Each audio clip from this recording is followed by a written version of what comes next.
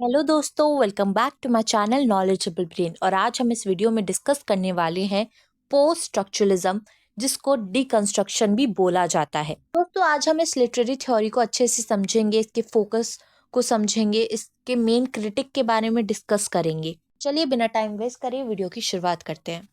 दोस्तों, पहले समझते हैं कि पोस्ट स्ट्रक्चरलिज्म है क्या। पोस्ट स्ट्रक्चरलिज्म एक रिएक्शन है अगेंस्ट स्ट्रक्चरलिज्म, जो कहता है कि मीनिंग फिक्स्ड होता है और लैंग्वेज का एक स्टेबल स्ट्रक्चर होता है। पोस्ट स्ट्रक्चरलिज्म ये मानता है कि मीनिंग कभी फिक्स नहीं होता, बल्कि अनस्टेबल होता है। मल्टीपल मीनिंग हो सकते हैं या कॉन्ट्राडिक्टिंग मीनिंग हो सकते हैं, यानी कि अपोजिट मीनिंग। दोस्तों, पोस्ट स्ट्रक्चरलिज्म का बेसिक आइडिया है that meaning is not in the text but in its endless interpretation. यानी कि ये थ्योरी कहती है कि लैंग्वेज एक स्लिपरी सिस्टम है जिसमें वर्ड का मीनिंग कंटिन्यूसली शिफ्ट होता है। इसलिए किसी भी टेक्स्ट का कॉन्टेक्स्ट का फिक्स्ड मीनिंग पॉसिबल नहीं होता। अब बात करते हैं इसके मेजर कॉन्सेप्ट्स की। पहला कॉन्सेप्ट है डीकंस्ट्रक्शन। कॉन्सेप्ट दिया है जैक्स डेरिडा ने, जो ये मानता है कि टेक्स्ट के पीछे अपोजिट मीनिंग होते हैं या फिर अलग अलग इंटरप्रिटेशन होती है और टेक्स्ट अपने आप को अंडरमाइन करता है।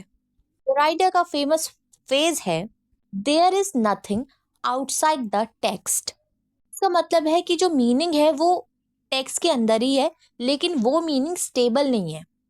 हर रीडिंग एक नया मीनिंग जनरेट करती है। दोस्तों, इसको ऐसे समझिए, अगर दो इंसान एक बुक को पढ़ रहे हैं तो दोनों उसको अलग अलग तरीके से समझेंगे। नेक्स्ट कॉन्सेप्ट है जो अगेन डाराइडा ने दिया है, वो है डिफरेंस। इसका मतलब है कि हर वर्ड्स का जो मीनिंग है वो हमेशा दूसरे वर्ड से के रेफरेंस में होता है। डिफरेंस है डिफरेंस प्लस डेफरल। इसका मतलब होता है कि मीनिंग जो है वो फुल्ली प्रेजेंट नहीं होता, उसमें हमेशा एक डिले होता है, क्योंकि वो डिपेंड करता है दूसरे वर्ड और मीनिंग का। ये एक एंडलेस चेन है। नेक्स्ट कॉन्सेप्ट है डेथ ऑफ ऑथर, जो कि रोनाल्ड बार्थ ने दिया है।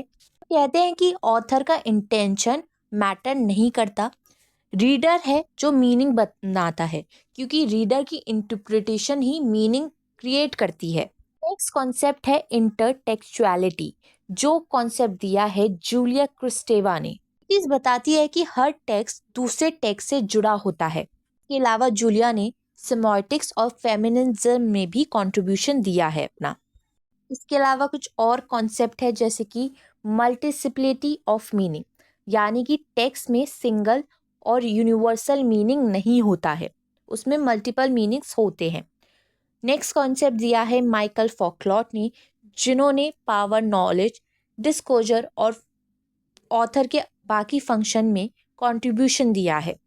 दोस्तों, चलिए पोस्ट स्ट्रक्चरलिज्म को एक एग्जाम्पल से समझते हैं। अगर हम एनालाइज करें शेक्सपियर के हैमलेट को यूजिंग पोस्ट स्ट्रक्चरलिज्म, अगर हम ट्रेडिशनल व्यू देखें तो हैमलेट एक ट्रैजिक हीरो था, उसके अंदर इंटरनल कन्फ्लिक्ट थे, उसके मन में काफ़ी कुछ चल रहा था।